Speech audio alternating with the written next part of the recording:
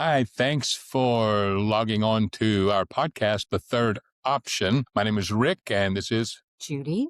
and together we're Rick and Judy, and this is our podcast. Thank you for coming. So, what we've been doing so far this year, if you don't know already, is we've been talking about understanding the Bible. So, we've done a number of weeks on reading the Bible and understanding what you're reading in certain ways. And we've looked at the life, the miracles of Jesus, the Parables of Jesus, the prophecies that about led up to Jesus, and the prophecies that he gave. And so today we're going to start a new series of episodes concerning Paul the Apostle. We're going to look at the life of Paul and his writings over the next number of weeks. And it's very important when we're talking about the grace and the goodness and the love of God, because God needed someone like Paul to really really to turn things around in the church in those days, because that's what God wanted. And without the writings and the ministry of this man, a lot of us don't have say it this way, because of Paul, we have tons of scripture that reveal to us the the mystery of God's good heart and his great love toward us and his wonderful grace toward us. And Paul was a man who could articulate that to us. And there were reasons. A lot of it has to do with his history. He was very educated, right? Yeah, so today we're kind of going to go do like a backstory on actually Saul. His name was Saul before it was Paul, and it was Saul of Tarsus because he grew up in Tarsus, which is found in the modern day Turkey. And it's said that his birth was either somewhere around 5 years prior, 5 years after, 10, 5 years prior or after Jesus. So he was sort of in that a contemporary of that Pretty time close to the same period. age as Jesus, right? Yeah, but he had a very unique background. And because he grew up in Tarsus, he grew up in a culture, a Greek culture. So even though he was a very rigorous Jew, his family was, so they had this Jewish religion and identity about them. We believe that they were part of the captives that had been taken. His descendants of slaves, of Yeah. Jewish slaves, right? Jewish slaves. That's how he got there. But they maintained their Jewish identity all the while growing up in this culture that was very much a Greek culture. In a Roman Empire. Yeah, which also incorporated the laws and the ways of a Roman. He was and his family were Roman citizens, which is very rare to have a Jew be a Roman citizen. And you hear about that later on when he gets arrested. This is years after he was teaching, and he gets arrested, and somebody is saying like, "Oh, you bought your Roman citizenship," and he was like, "No, I didn't buy it. Yeah. I was born into a Roman His family citizenship." had apparently had a descendant who was a slave, and he was granted his freedom and citizenship status, Yes. which would happen not to all of them, but it did happen sometimes, Yeah. and it happened to be so in Paul's family. Now, because he grew up in this cosmopolitan Tarsus area, that area was known for its philosophy and for its high value on education. So he was a devout Jew, but he was very well educated, both in the Greek educational system, but also as a Jewish, he studied under a Jewish rabbi. Yeah, named Gamaliel. So even though he was born in Antioch as a boy, He was born in Tarsus. I mean, excuse me, thank you. Yeah, thanks for. Yeah, Sorry to didn't want to confuse you. mix you up too bad, but yeah, born in Tarsus, he came to Jerusalem as a boy to learn under Gamaliel, who was a very prized teacher of the Torah, of the law. And so his family was originally descendants anyway from Jerusalem, but then they were carried away as slaves and ended up over in Tarsus. So they come to Jerusalem, and he's there being schooled under Gamaliel. So Gamaliel was a very prized teacher. And so his students, they were probably very good in debate, legal reasoning, and all these things. And you can really see that in Paul's writings when you look at that. He seems to be very, very brilliant, and you can say he was gifted by God, but he's really had a lot of smarts too and brilliance in his own right. I mean, I would say back in the day, the rabbis were really the ones that picked their disciples. Yeah. And so they're looking for, the best of the best, the most, the students that they believe could grasp what they were teaching and who would follow them, very rigorously. And Paul fit that for probably one of the best teachers, rabbis in that time And period. remember, Paul would even later write that he did excel Yeah. beyond his peers. He called himself a Hebrew of Hebrews. Yeah. And being a student of Gamaliel like that, or Gamaliel, or however we say it, he also would have had very large portions of scripture memorized, to say the least. So here's a man he's being trained for something at this time he doesn't know yet, but he's being perfectly trained to be a benefit to people like us later on. Will you talk a little bit about the freedmen? Because we want to talk about Saul before he met Jesus. And there was a church or a synagogue of freedmen. So Saul, he remained in Jerusalem, in that area primarily. And when we go to Acts, the book of Acts, where Stephen is stoned, the Bible says that it happened at the synagogue of the freedmen. Now, there were probably over 400 synagogues in Jerusalem at that time. And it was kind of like you would see churches today in one sense, is that there were churches for this group and that group that believed more this and some believed that. But some of them were kind of like cultural. Like, you can go around this area and you can find a Korean church. And it's for people that are culturally Korean. Their beliefs might be in line with some other fundamentalist thing, but it's for that group. And so they had this synagogue of the freedmen. And so these were all descendants of slaves, primarily. And so it was at this kind of church. But they were, but they were very, very, they were Jew. They're very Jew, and they were legalistic. And so when Stephen was preaching to this church, it just cut their heart. It angered them, and they put their fingers in their ears, and they're like, "We're not listening to this blasphemy that you're saying." And so Stephen was debating on behalf of the Christian, the way, which they called the way. And so the group of freedmen, or the people who of this church, which was the Church of Freedmen, they were horrified by They were horrified by it, and they considered killing him, and they talked among themselves and decided. And in that group was Saul of Tarsus, because apparently they asked him, because it says that Saul consented to his death. Saul, what do you think? Do you think we should kill him? And Saul said yes. And so he was there. In all likelihood, this is pretty much how it went, that he was very much probably a part of that congregation. That was probably his church.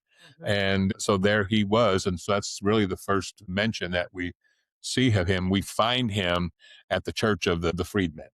And he's saying, yes, Stephen should die. So they killed him right there. They stoned him. Right. Saul was he was a Pharisee, which was like the strictest sect or denomination, what you could say in our language, of Jews. And it focused on their precise observances of the law. And this fit Paul's personality. He was probably, when you study these things, very much influenced also by Stoicism, which believed in real daily discipline.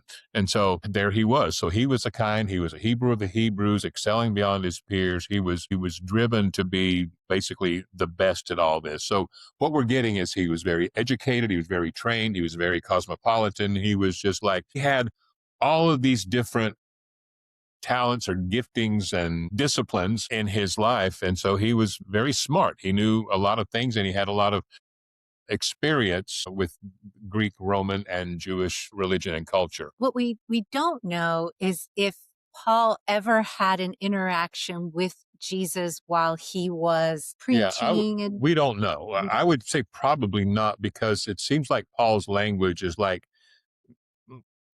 he's admitting that he met Jesus out of time after his resurrection. He certainly didn't meet him on the road to Damascus at his conversion, and we, like you said, a lot of things in the Bible, it's hard to dogmatically say exactly this.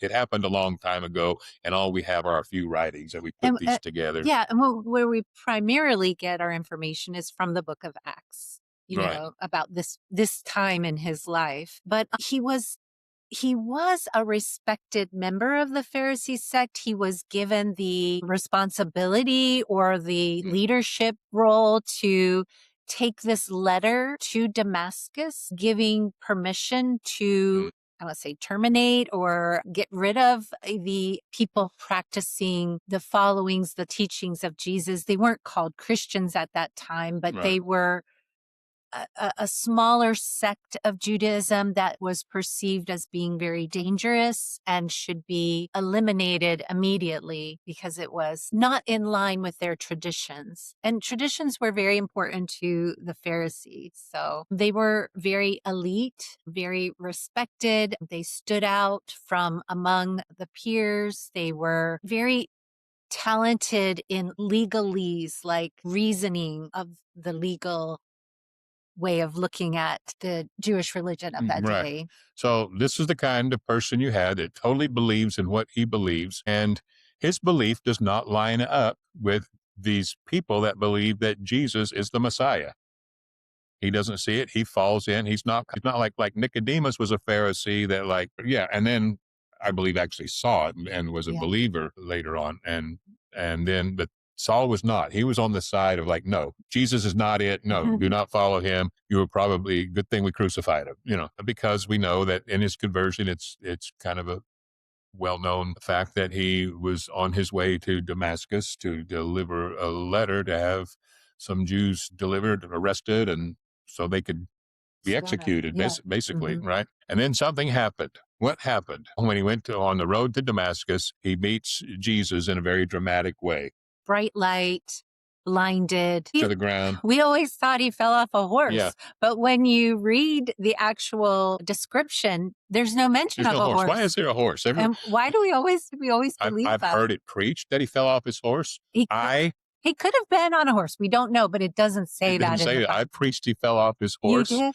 Because I heard it. And then he got, somebody pointed out, and I'm like, are you sure? I'm like, no, it used to be in there. I don't know. Why does it not say that now that he was on a horse? But he had a very sudden, a very personal, a very, would you say, interaction with Jesus. And what he heard were these words, Saul, Saul, why do you persecute me? Which probably shook him up. He thinks he's defending God, and here's this voice saying, why do you persecute? And he asks, who are you, Lord? Right? Yeah. And in all of this, I want to go ahead and interject here that while we ooh and ah about the amazing manifestations of a blinding light and his, and we're not even able to physically see for a few days and all of that, later on, Paul himself, when he described it, he wouldn't talk about the external things. He's talked about God shining a light inside him, revealing the Son inside him, that it was that what was even more amazing than the fact that there was this bright light and he fell to the ground was what happened inside him. A revelation, an unveiling happened that boom, I mean, more than just physically, inwardly knocked him to his knees and shook so much of what he had thought before. And that was the very beginning of Paul the apostle of grace. And that was going to be there again. It was necessary because the church was, if you look it up and study these things, you will find that the church was much more legalistic than you would think, because we read so much of Paul's letters. But the church was in there, when Paul would talk about Judaizers, these were people that believed in Christ plus law. And that's why you see conflict with the believers in Christ. They did believe that he was the Messiah, but they made total sense to them but they still got to be circumcised. They've got to become Jews or they can't be saved. And I think a lot of us go through this as we see more and more revelation of grace, that you've been raised in this more legal way. And then you have this grace and then you're like, wait a minute, but that's too gracious, and what about this? And you sort of wrestle. And I think the church as a whole was kind of struggling with,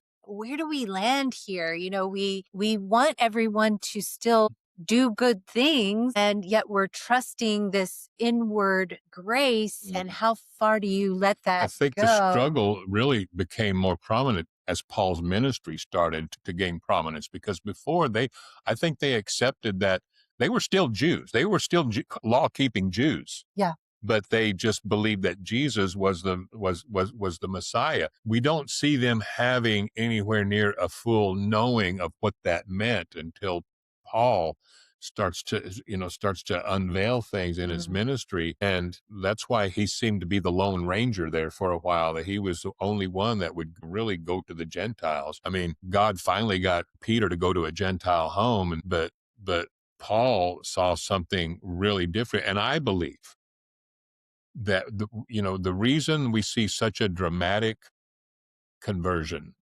with Saul of Tarsus is that Jesus really wanted, and in one sense I could say, I want to say needed, Christianity needed something like this, needed someone to turn that thing in the right direction. And even though Jesus's disciples, were wonderful disciples, most of them were not trained in the legal reasoning and the strict adherence to the Jewish law. These were his disciples, were ones that didn't get picked to follow a rabbi, were actually working in their father's business. And Jesus is like, come follow me. Anybody can follow me. Yeah. But what Paul had that Peter and John and James didn't have was they had this whole background.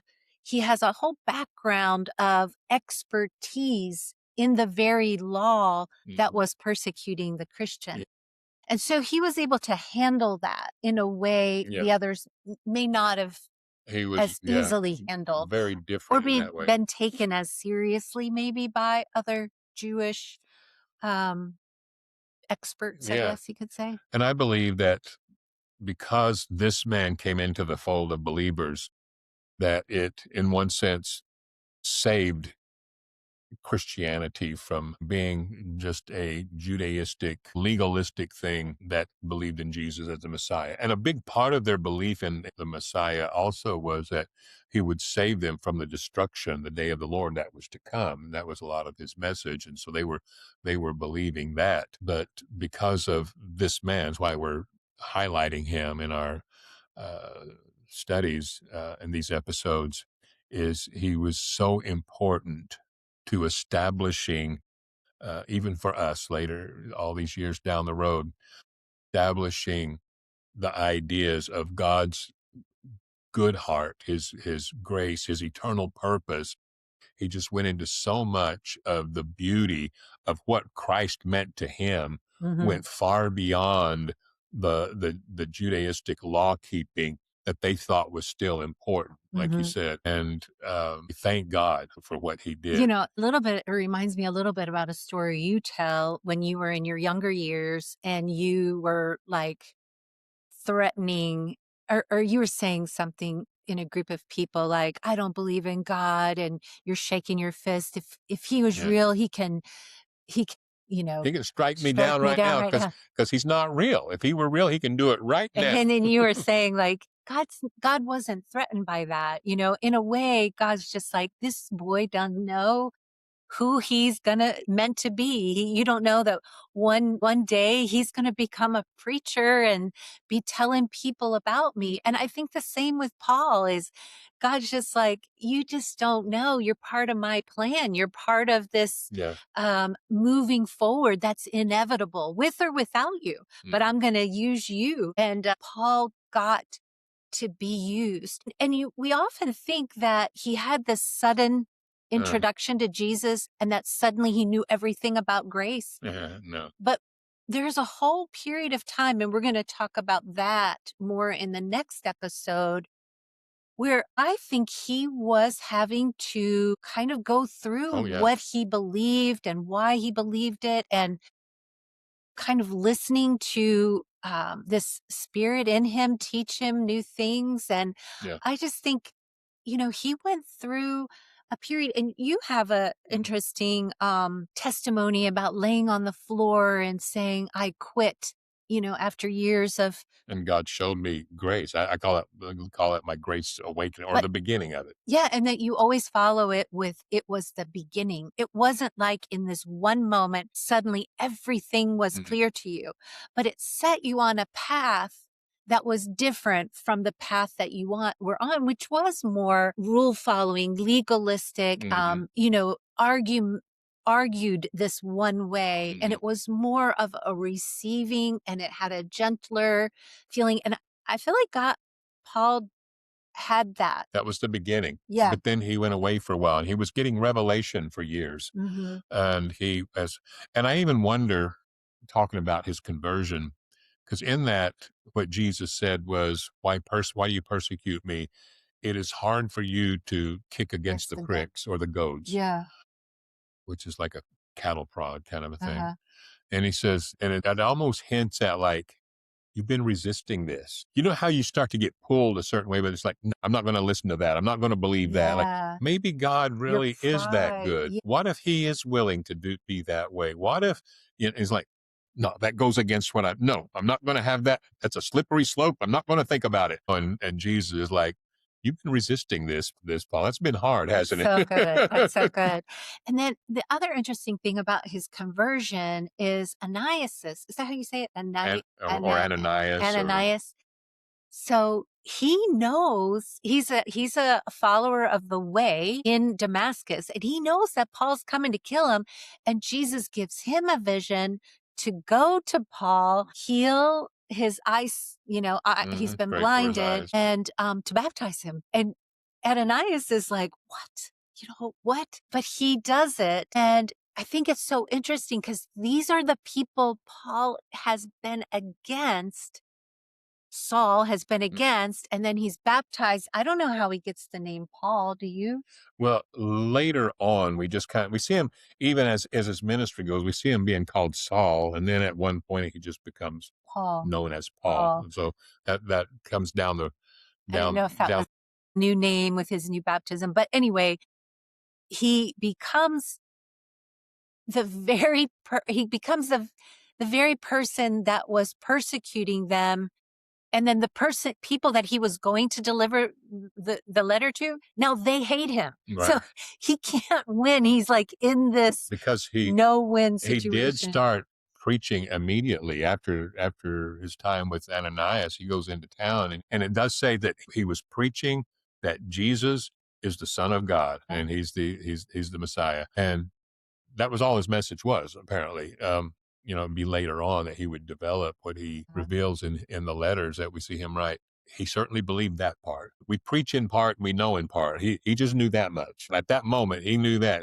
I came here to do this, but wow, I'm convinced. I know that he is who he is. And so that was his conversion. And so next episode, we're going to get into the early years of his ministry and how that developed. Yeah, there's a silent years that we don't know a lot about, and then about how he starts ministering and then traveling, being a missionary. I think one of the most interesting things about Paul that I've thought about is he was this devout Jew in his identity, in his religion.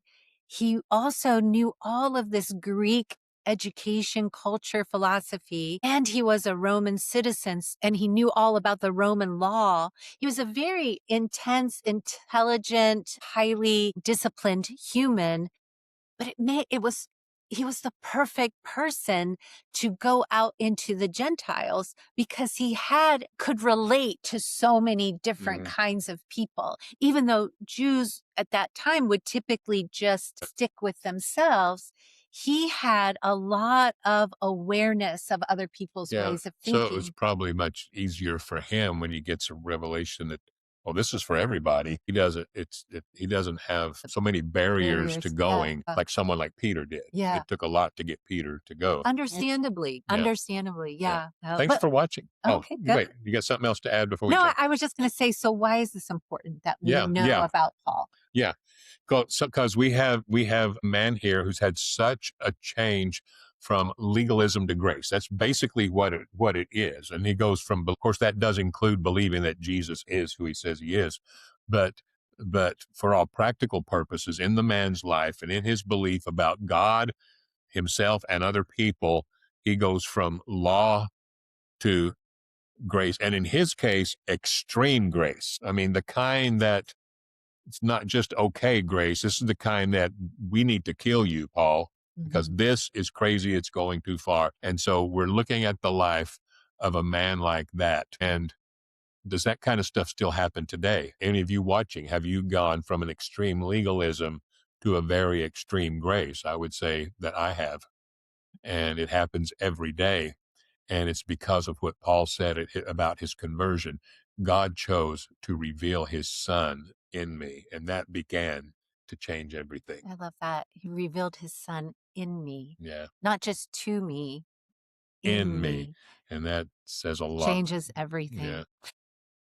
Thank you for joining us and for listening in on this conversation. If you have anything to add or questions, feel free wherever this is posted to post your questions and comments. So you can, what this is a podcast that can be heard audibly and seen on video, On right? So YouTube. some people might be watching us on YouTube and others might be listening on Spotify or Apple or whatever, wherever they get their podcasts. But we appreciate you sharing, liking, and commenting. Comments are very, very good. They're helpful to us, whether they're good or bad. And questions are the best. Questions are absolutely the best. It gives us a topic to talk about often. And it's certainly something that when we get questions, we like to address them in an upcoming episode. So we appreciate your communication and thanks a lot for watching. Have a great day.